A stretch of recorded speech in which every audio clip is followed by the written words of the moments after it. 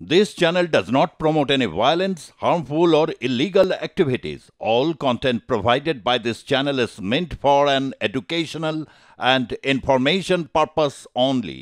হাসিনা সরকারের পতনের পর বাংলাদেশে এখন চলছে অন্তর্বর্তী সরকারের রাজ। বাংলাদেশের বর্তমান পরিস্থিতি কেমন? থেকে থেকে বাংলাদেশের অগ্নিগর্ভ পরিস্থিতির অভিযোগ উঠছে।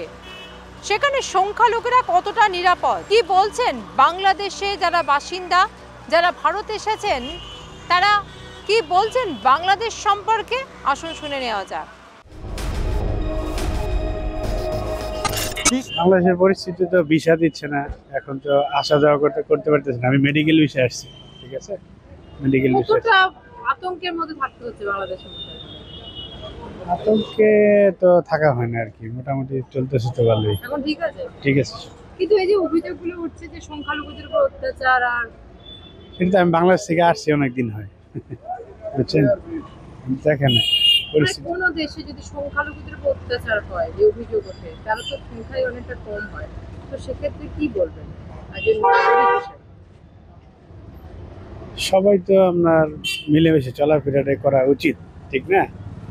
এর মধ্যে যদি এরকম কিছু হয় তাহলে তো মানে সরকারি চেষ্টা করে দেখবো কিরকম চলাফেরা করা যায় বা ভালোভাবে চলাফেরা করতে পারে এরকম। হ্যাঁ, আছে ভালো। এখন তো ভালো করছে, এখন যে আছে এর মধ্যে চলতেছে করতেছে দেশে। আমাদের নির্বাচিত সরকার হলে পরে গিয়ে দেশে মানে স্থিতিশীল হবে আর কি। হ্যাঁ, আছে ভালো। সবই তো আপনার আছে, ঠিক না, চলতেছে তো, ঠিক আছে না। বাংলাদেশের পরিস্থিতি মোটামুটি স্থিতিশীল আছে, ভালোই, কিন্তু একটু যেহেতু একটা সরকারের পতন আর একটা সরকারের আসছে, সেহেতু একটু প্রবলেম হবেই, যেহেতু বিগত সরকার যারা ছিল তারা তো আশেপাশে থাকে, তাই না? তো সে কারণে তো একটু প্রবলেম ক্রিয়েট করবেই তারা, এই প্রবলেমটা আছে। আর কিছু সিন্ডিকেট তো থাকেই, যার কারণে দ্রব্যমূল্যের দামটা একটু বেড়ে যায় মাঝে মাঝে। আসলে মনিটরিং করলে ওটা ঠিক হয়ে যাবে। সরকার ডেফিনেটলি ভালো, সে চেষ্টা চালাচ্ছে, কারণ এত বছরের একটা জমানো বিষয়, সেটাকে চেঞ্জ আনতে তো কিছুটা সময় লাগবে।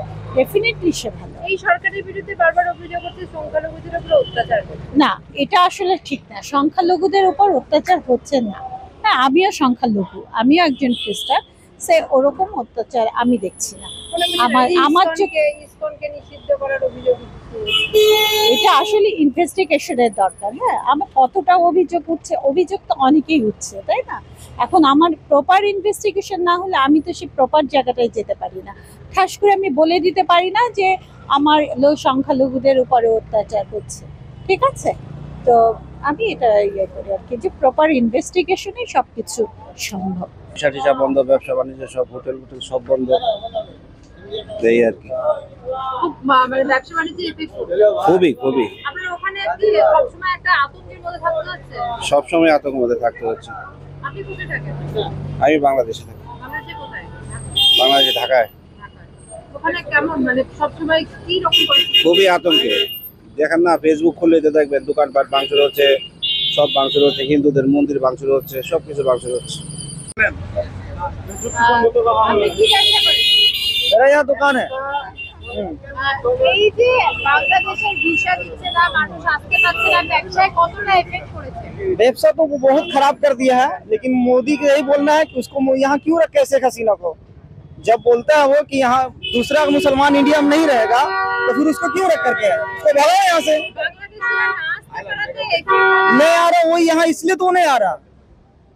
जो शेख हसीना यहाँ है, बांग्लादेश जो मोदी जो बोल रहा है उसको, शेख हसीना मोदी को तो वीजा नहीं दे रहा यहाँ का। तो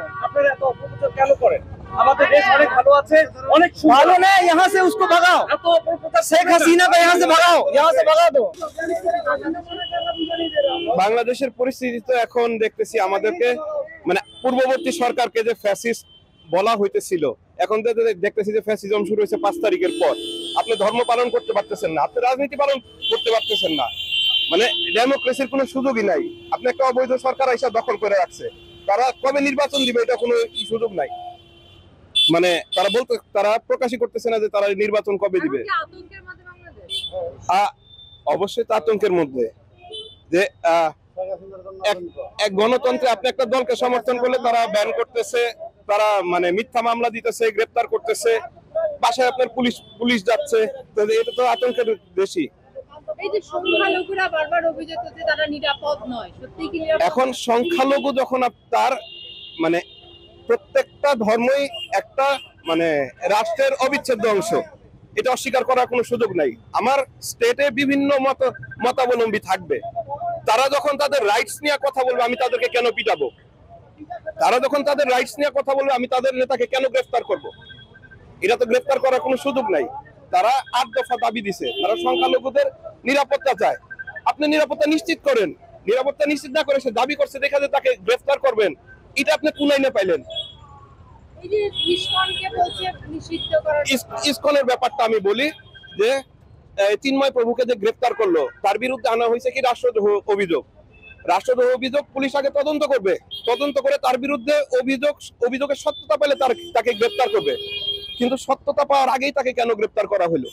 কেমন পরিস্থিতি যে অভিযোগগুলো উঠছে, অগ্নিগর্ভ বাংলাদেশ, সবসময় সব জায়গায় গন্ডগোল চলছে, এগুলো পলিটিক্যালি মাসালা, এগুলো আমাদের জনগণের সাথে না, এগুলো পলিটিক্যালি ওদেরকে দিয়ে হ্যান্ডেল করছে, এগুলো আর কিছু না।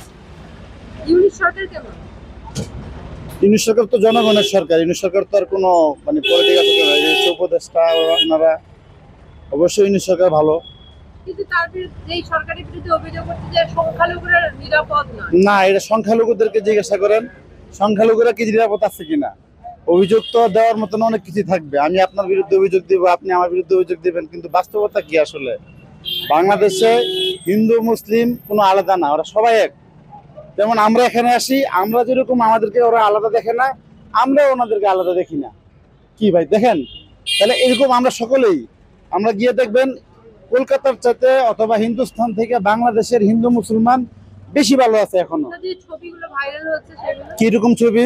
এই যে হিন্দুদের উপর অত্যাচার হচ্ছে না, এরকম কোন আজ পর্যন্ত আমরা দেখিনি, আজ পর্যন্ত হিন্দুদের এগুলো পলিটিক্যালি। হ্যাঁ, আমাদের আশেপাশে বহুত হিন্দু মুসলিম আমরা একসাথে বসবাস করি, আমাদের হিন্দু বৌদ্ধ খ্রিস্টানের ঐক্য পরিষদ হোক এটা চাই না আমরা। ইসকনকে যে নিষিদ্ধ করার অভিযোগ উঠছে বাংলাদেশে, ওনাদের বিরুদ্ধে অভিযোগ পাওয়া যাচ্ছে, বিভিন্ন অভিযোগ পাওয়া যাচ্ছে, এই জন্য হয়তো নিষিদ্ধ দাবি তুলছে। ওনারা পলিটিক্যালি আওয়ামী লীগের সাথে বেশি জড়িত হয়েছিল, এই জন্য ওনাদেরকে এইগুলা করা হচ্ছে। জনগণের সাথে থাকবে, ইসকন জনগণের সাথে থাকবে, যে কোনো দল জনগণের সাথে থাকবে, কোনো ধরনের অভিযোগ থাকবে না। তখন এক জায়গায় ব্যক্তিত্বটা অন্য জায়গায়, ব্যক্তি দোষ করতে পারে, ব্যক্তি অন্যায় করতে পারে, কিন্তু ধর্মের জায়গায় ব্যক্তির জায়গায় জনগণ যেটা চায় সেটাই হবে। আওয়ামী লীগ সরকারের থেকে আপনি বলছেন যে বর্তমানে আছেন তারাই ভালো? অবভিয়াসলি ভালো। কি ভালো তাদের মধ্যে দেখলেন? আমরা ভালো দেখি নাই, তবে ওনাদের খারাপও দেখি নাই। একটা খারাপও দেখাতে পারবেন না যে খারাপ আছে। ওনারা মাত্র বসছে, আস্তে আস্তে গুছাবে। 15 বছর ফ্যাসিস্ট সরকার ছিল, এখন ওনারা পালাইছে কেন? ওনারা যদি অন্যায় না করতো ওনারা পালাইছে কেন বলেন? অন্যায় যদি না করতো তাহলে পালাইতো কেন? বুক ফুলে থাকতে পারতো যদি অন্যায় না করতো। ছবিগুলো ভাইরাল হচ্ছে যে জাতির জনক শেখ মুজিবুর, তার ছবিকে ছিঁড়ে ফেলা হচ্ছে, তার মূর্তি ভেঙে ফেলা হচ্ছে। এটা কার মানে কামাই, কার কর্মের ফল? জাতির জনক বঙ্গবন্ধুর ছবি ছিঁড়ে ফেলা হচ্ছে, এটা কার ফসল? এটা কার কর্মের ফসল? ওনারই মেয়ের কর্মের ফসল এটা। জাতির জনক অবশ্যই, জাতির জনক যদি সম্মানিত হয়ে থাকে অবশ্যই সম্মানিত, কিন্তু তাকে অসম্মান করার একমাত্র যে কার কর্মের ফল হিসাবে করা হচ্ছে, ওনার মেয়ের কর্মের ফসল হিসাবে। ওনার বাবার তো এরকম কোনো ছিল না, ওনার বাবা মারা গেছে আজ থেকে 15 বছর আগে। কারো বক্তব্য হাসিনার থেকে ইউনিসের আমলে বাংলাদেশ নিরাপদ, আবার কারোর বক্তব্য হাসিনার থেকে ইউনিসের আমলে বাংলাদেশের সংখ্যালঘুরা নিরাপদ নয়। থেকেই অগ্নিগর্ভ হয়ে উঠছে বাংলাদেশের পরিস্থিতি।